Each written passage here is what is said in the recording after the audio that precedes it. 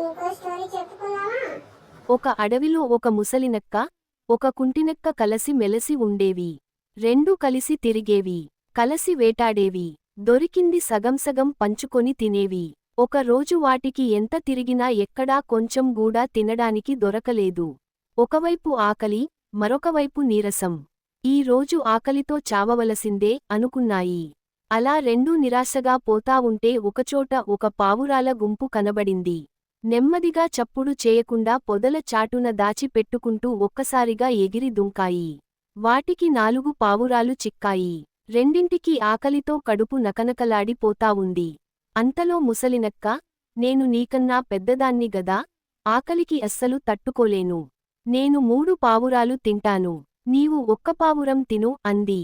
దానికి కుంటినక్క, నేను కుంటిదాన్ని కదా, నీలా వేటాడలేను, నేనే 3 పావురాలు తింటా, నువ్వు ఒక్కటి తిను అంది. పెద్దదాన్ని నా మాట వినవా అంటూ ముసలినక్క కుంటినక్కను ఒక దెబ్బ కొట్టింది. కుంటిదాన్ని అనే జాలైనా లేకుండా కొడతావా అంటూ కుంటినక్క ముసలినక్కను 2 పీకింది. నేను ఒకటి కొడితే నువ్వు 2 కొడతావా అంటూ ముసలినక్క కోపంతో కుంటినక్కను 4 దెబ్బలు కొట్టింది. కుంటినక్క కోపంతో మండిపోయింది. ముసలినక్కను వంగబెట్టి దబదబమని 10 దెబ్బలు కొట్టింది. అవి అలా కిందామీదా పడి తన్నుకోసాగాయి. అంతలో ఒక ముసలిసింహం అటువైపు వచ్చింది.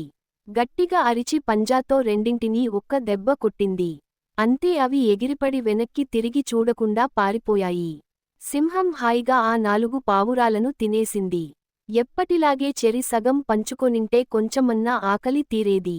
అనవసరంగా గొడవపడి దొరికింది కూడా పోగొట్టుకున్నామే అనుకుంటూ రెండూ నీరసంగా మూలుక్కుంటూ నేలపై కూలబడ్డాయి.